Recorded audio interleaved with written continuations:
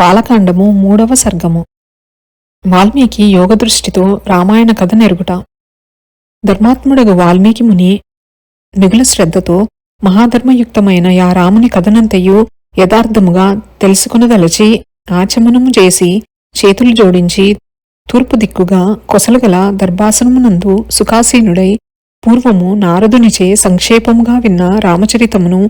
విపులముగా గనదల్చి యోగదృష్టితో నవలోకింపదొడిగెను. రాముడు, లక్ష్మణుడు, సీత, దశరథ మహారాజు, అతని భార్యలు, రాష్ట్రము, వారికి సంబంధించిన సమస్త విషయములు విశదముగా చూచెను. వారి వారి నవ్వులు, మాటలు, తిరుగుట, పనిచేయుట అను క్రియాకలాపమెల్లను బ్రహ్మయ్యను గ్రహబలముచే వాల్మీకి మహర్షికి జరిగినది జరిగినట్టుగా ఉన్నది ఎన్నట్లుగా కనిపించసాగెను.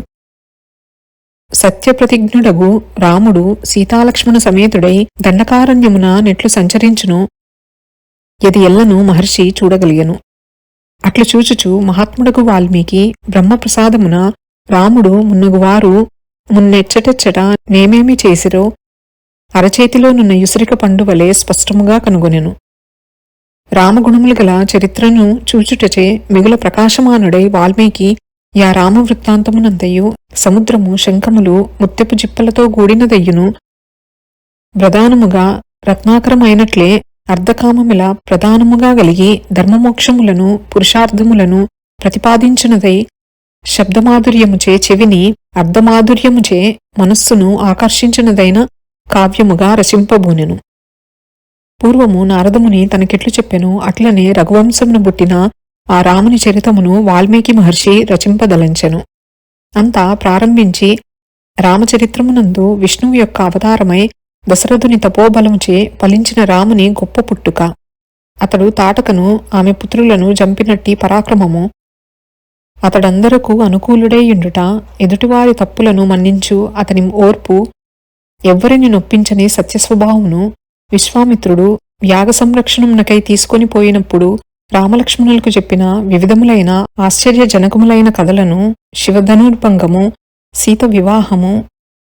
ఊర్మిళ మొదలగు వారి వివాహము, పరశురామునితో రామునకైన వివాదమును, శ్రీరామగుణ వర్ణనము, పట్టాభిషేక ప్రయత్నము, కైకేయి దుష్టహృదయము,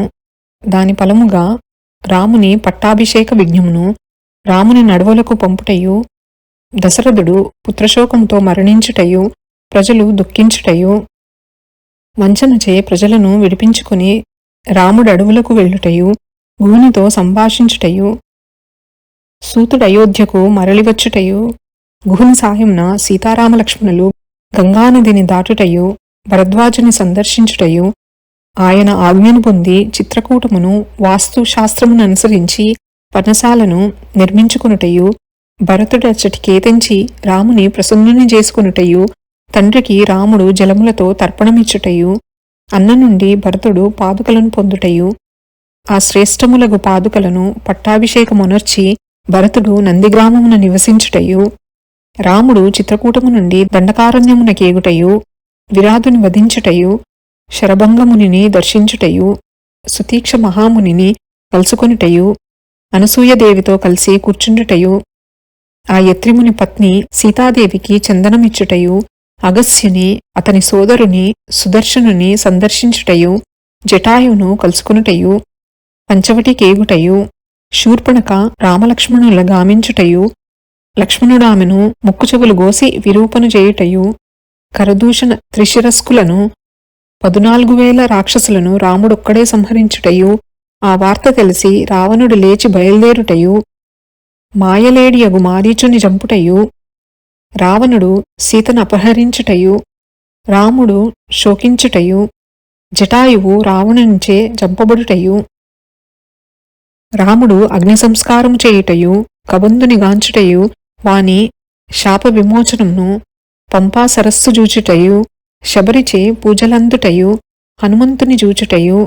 ఋష్యముఖ పర్వతమున కేగుటయు, సుగ్రీవునితో గలియుటయు, అతనికి విశ్వాసం కలిగించుటయు, అగ్నిసాక్షిగా స్నేహము చేయుటయు, వాలి సుగ్రీవుల యుద్ధమును,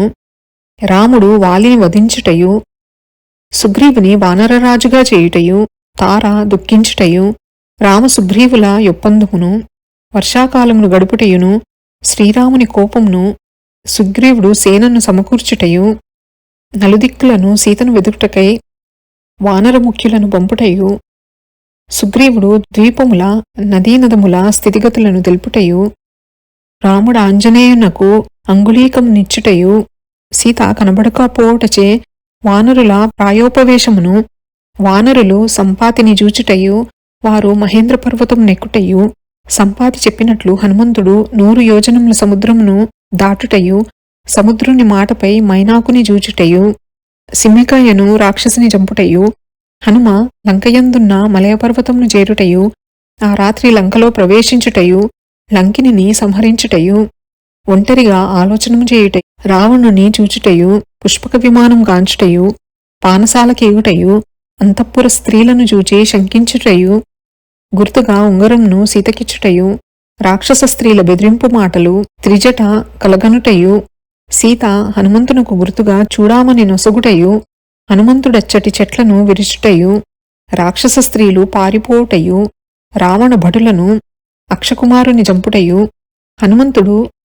బ్రహ్మాస్త్రబద్ధుడై రావణుని దర్శించుటయు, లంకాదహనమును, తిరిగి సముద్రమును దాటుటయు, వానరులు మధువనమున తేనెలు పండ్లు నారగించుటయు, చూడామణిని రామునకిచ్చుటయు, రాముడు వానరసేవతో సముద్రతీరమును చేరుటయు,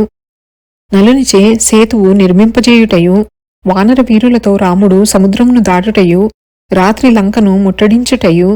విభీషణ శరణాగతియు, ఇంద్రజిత్తు మొదలగు వారి జయింపనుపాయమును విభీషణుడు చెప్పుటయు, కుంభకర్ణు మరణమును, ఇంద్రజిత్తు సంహరింపబడుటయు, రావణుని బరిమార్చుటయు, రాముడు లంకానగరమున సీతను నిరసించుటయు, సీత అగ్నిప్రవేశమును, దేవతల దర్శనము, సీత శుచివ్రతయని తెలిసి రాముడు స్వీకరించుటయు, లంకానగరమున విభీషణును అభిషేకించుటయు, వానర రాక్షసులతో పుష్పకమునెక్కి అయోధ్యకేగుటయు, భరతుని గలియుటయు, రాముడు పట్టాభిషేక మహాభ్యుదయమును పొందుటయు,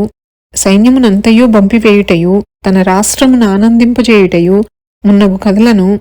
6 కాండములుగాను, తరువాతి సీత పరిత్యాగాది కములైన జరగనున్న కథనంతయు నుత్తరకాండముగాను భగవంతుడు వాల్మీకి ముని రచించెను. బాలకాండము 3వ సర్గము సంపూర్ణము.